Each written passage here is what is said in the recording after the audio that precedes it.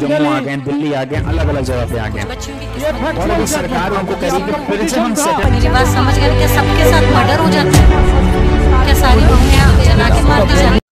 Abdul Fata, very leading judgment, Abdul Fata Mohammad, Abdul Fata Mohammad Ishaq. Case थोड़ा सा बड़ा है लेकिन है इंपॉर्टेंट, तो पूरा लिखना है, ठीक है। वर्सेस में इसमें लिखो रस्मे Chaudhary.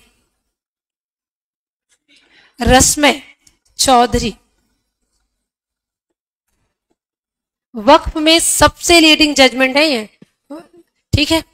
And this is for 1894।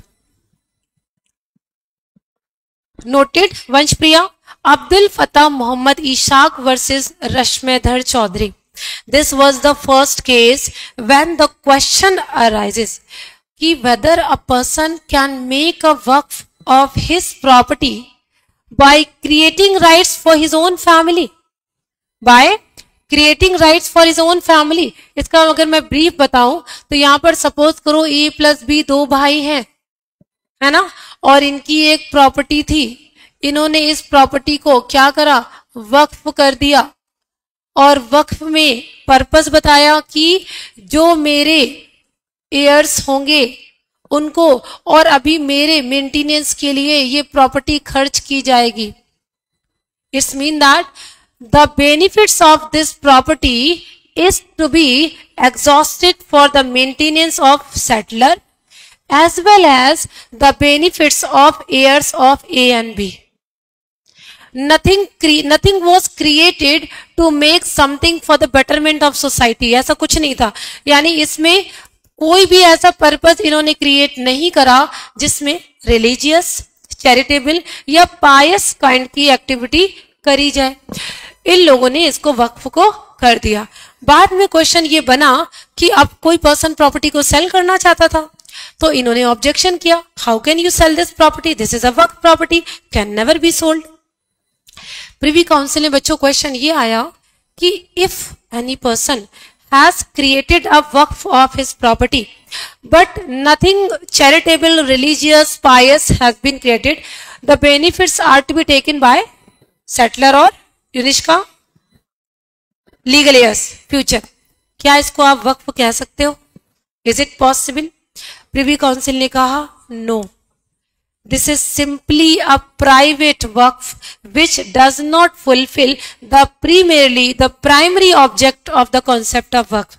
वक्फ का कॉन्सेप्ट है क्या, मैं क्या बताया था मैंने, वाई नो, वक्फ का बेसिक कॉन्सेप्ट है चैरिटी.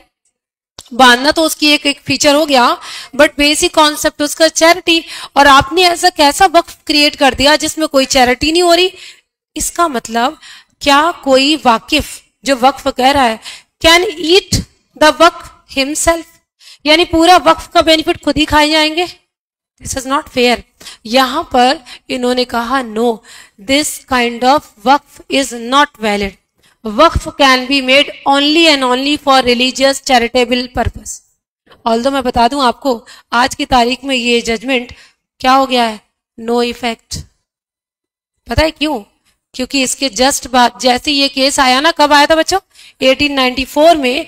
इसके बाद सारे मुस्लिम कम्युनिटीज में जो कुछ लोग थे उन्होंने ऑब्जेक्शन उठाया, वैसी ऑब्जेक्शन जैसे हम लोगों ने शाहबान में पढ़ा था कि this is not fair, this is not fair. अब कोई पर्सन क्या अपनी फैमिली के लिए भी वक्फ नहीं कर सकता?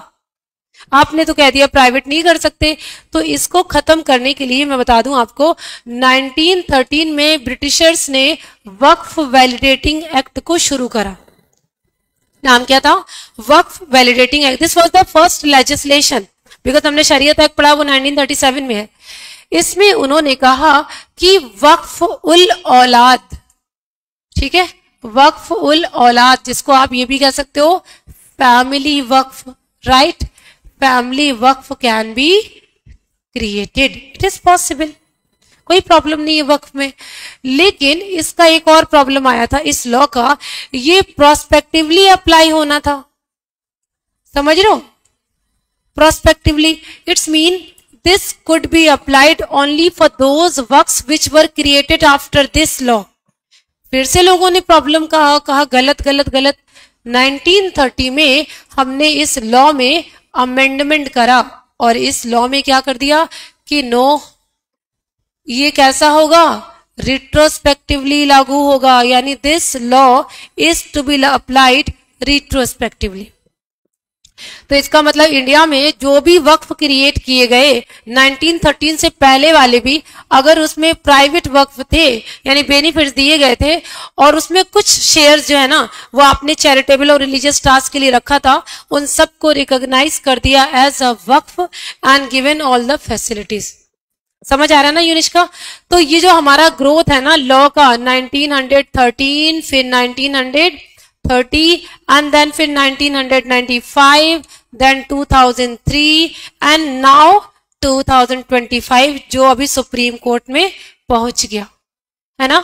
एम आई राइट और नो? यहां पर हम पहुंच चुके हैं, हम लोग ये वाली जनरेशन है। और वक्फ में हमने इससे पहले 1894 में कॉन्सेप्ट पढ़ा था, दिस केस रिलेटेड टू रश्मि चौधरी। तो एक ये टाइमलाइन भी अपने माइंड में रखना कि सबसे पहले रश्मि चौधरी का केस आया, वक्फुल औलाद के कॉन्सेप्ट को नहीं माना, 13 में फिर से क्रिएट करा, 30 में अपनी गलती को सुधारा और रिट्रोस्पेक्टिवली अप्लाई करा, 1995 में एक पूरा प्रॉपर लॉ बना दिया, एक प्रॉपर मैकेनिज्म, क्योंकि पहले इनके पास ट्रिब्यूनल्स नहीं हुआ करते थे। तो 1995 में जो सेक्शन 83 रखा है उसमें ट्रिब्यूनल्स का प्रोविजन किया गया। अब अगर वक्फ में कोई भी डिस्प्यूट होता है तो लोग कोर्ट में नहीं जा रहे, लोग जाएंगे इन ट्रिब्यूनल्स के पास और इनका डिसीजन कैसा होगा, फाइनल होगा।